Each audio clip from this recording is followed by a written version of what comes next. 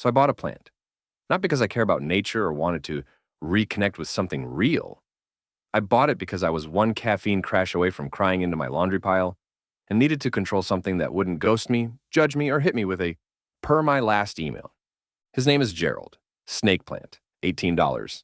He came in a sad plastic pot labeled Leaf, but I renamed him Gerald because he looked like someone who drinks espresso in silence and disapproves of modern society. Gerald is the only man I've ever trusted to sit in my room and watch me spiral while staying silent, loyal, and photosynthesizing. How I met Gerald. I didn't go to IKEA for a plant. I went because I was depressed and thought buying a lamp would fix my personality. I walked through the fake living rooms, pretending I was the kind of man who makes tea in silence and owns linen napkins. Then I saw Gerald, drooping slightly. Vibe of a retired librarian. Zero eye contact. He looked just as emotionally unavailable as me. It was love at first, existential crisis. Gerald became my most toxic relationship. Snake plants are supposed to be easy. Gerald was not. He had demands. Indirect sunlight, watering once every 10 days.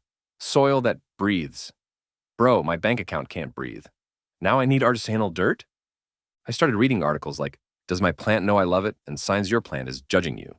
Gerald just stared, quiet, stern. I swear he's Republican coded. But somehow, I started obeying his schedule, checking soil, wiping his leaves, whispering affirmations like I'm in a Ghibli movie but broke. I accidentally made him my therapist. I started talking to Gerald more than I talked to my parents. Gerald, do you think my emotional unavailability is actually a protective survival mechanism? Gerald, should I DM her again or accept the ghosting? Gerald, is it normal to feel nothing while eating hummus at 2 a.m.? He never answered. But that silence, that judgmental stillness, therapeutic.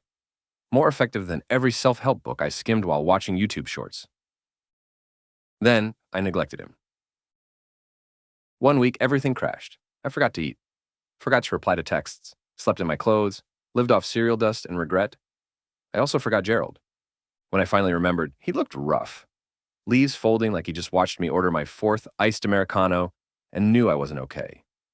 I panic watered him, played Chopin like an apology and whispered, "I'm sorry I've been going through it." And I swear, he stood up straighter the next morning. Meanwhile, I was still lying on the floor, asking the void what my purpose was. Gerald bounced back before I did. Gerald started fixing me. Here's the weird part. Watering Gerald became a ritual. Every Sunday morning I showed up. No matter how wrecked I felt, I'd water him, rotate him, dust off the leaf that always drooped like it needed therapy. It was 5 minutes of care, but it bled into everything else. I started drinking more water, stretching my back, actually doing laundry.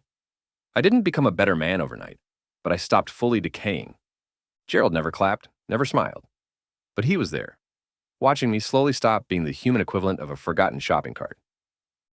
One day, out of nowhere, Gerald grew a new leaf, like an actual bright green, perfect little spiral of hope. I stared at it for 10 full minutes, like it was a miracle, like he was saying, "You're not entirely a failure, bro." That leaf broke me, not because it was beautiful, but because I realized I kept something alive. Even while I was falling apart, I couldn't fix myself. But I managed to keep one living thing going. And for the first time in months, that felt like progress. Gerald, for president. So yeah, I bought a plant because I wanted to feel less alone, because I needed something to need me back, because I was tired of falling apart quietly and wanted one thing, just one, to stay standing. Gerald did more for me than any 10-step life plan. He gave me structure. He gave me silence. He gave me a reason to water something that wasn't just my unresolved childhood issues.